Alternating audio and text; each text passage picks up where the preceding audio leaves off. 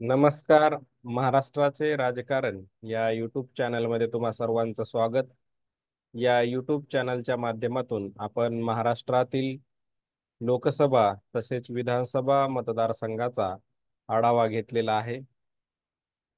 आज आपण महाराष्ट्रात सुरू असलेल्या लोकसभा निवडणूक 2024 एकूण 5 टप्प्यात होणार आहेत.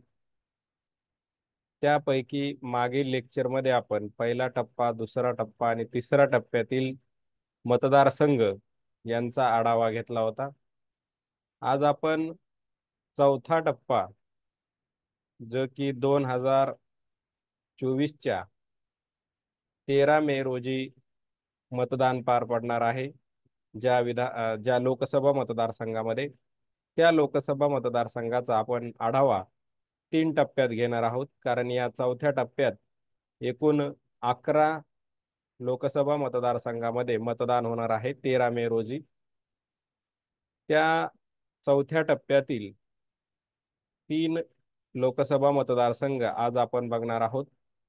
पुढील भागामध्ये 4 लोकसभा मतदारसंघ आणि त्या पुढील भागात 4 लोकसभा मतदारसंघ, असे 11 लोकसभा मतदारसंघ या चौथ्या टप्प्यातील आपण बघणार आहोत.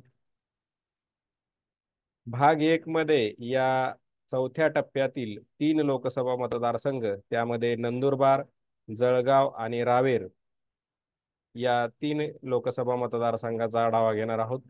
हे तिन्ही लोकसभा मतदारसंघ उत्तर महाराष्ट्रात येतात. त्यापैकी पहिला लोकसभा मतदारसंघ नंदुरबार लोकसभा मतदारसंघ. या नंदुरबार लोकसभा मतदारसंघात 2019च्या लोकसभा निवडणुकीत भाजपच्या उमेदवार हिना गावित या विजयी झाल्या होत्या. त्यांनी काँग्रेसचे के.सी. पाडवी यांचा 95,629 मताच्या फरकाने पराभव केला होता. आता 2024च्या लोकसभा निवडणुकीमध्ये या नंदुरबार लोकसभा मतदारसंघातून पुन्हा भाजपकडून महायुतीच्या उमेदवार म्हणून हिना गावित या निवडणूक रिंगणात आहेत. तर महाविकास आघाडीचे काँग्रेसचे उमेदवार गोवाल पाडवी हे निवडणूक रिंगणात आहेत. तसेच वंचित बहुजन आघाडीचे हेमंत कोळी हे सुद्धा निवडणूक रिंगणात आहेत. परंतु प्रमुख लढत ही भाजपच्या हिना गावित आणि काँग्रेसचे गोवाल पाडवी यांच्यात आहे. हिना गावित यांनी 2 टर्म या नंदुरबार लोकसभा मतदारसंघाचं प्रतिनिधित्व केलेलं आहे. या 2024च्या निवडणुकीत या नंदुरबार लोकसभा मतदारसंघातून 31 उमेदवारी अर्ज आले होते. त्यानंतर काही रिजेक्ट आणि विड्रॉ झाल्यानंतर 11 उमेदवार हे निवडणूक रिंगणात आहेत. परंतु खरी लढत भाजपच्या हिना गावित आणि काँग्रेसचे गोवाल पाडवी यांच्यात असणार आहे. पुढील लोकसभा मतदारसंघ जळगाव लोकसभा मतदारसंघ. या जळगाव लोकसभा मतदारसंघातून 2019च्या लोकसभा निवडणुकीत भाजपचे उमेदवार उन्मेष पाटील हे विजयी झाले होते. त्यांनी राष्ट्रवादी काँग्रेसचे गुलाबराव देवकर यांचा 4,11,617 मताच्या फरकाने विजय मिळवला होता. आता 2024च्या लोकसभा निवडणुकीत या जळगाव लोकसभा मतदारसंघातून भाजपचे उन्मेष पाटील यांना भाजपने उमेदवारी नाकारली आणि स्मिता वाघ यांना उमेदवारी दिली. त्यावर नाराज होऊन उन्मेष पाटील यांनी ठाकरे गटात प्रवेश केला आणि ठाकरे गटाचे किरण पवार पाटील यांना ठाकरे गटाकडून उमेदवारी देण्यात आली. म्हणजे महाविकास आघाडीचे उमेदवार किरण पवार पाटील हे आहेत. तर महायुतीच्या उमेदवार स्मिता वाघ या निवडणूक रिंगणात आहेत. तसेच वंचित बहुजन आघाडीकडून युवराज जाधव हे निवडणूक रिंगणात आहेत. या जळगाव लोकसभा मतदारसंघातून एकूण 36 उमेदवारी अर्ज आले होते. त्यानंतर काही रिजेक्ट आणि विड्रॉ झाल्यानंतर 14 उमेदवार हे निवडणूक रिंगणात आहेत.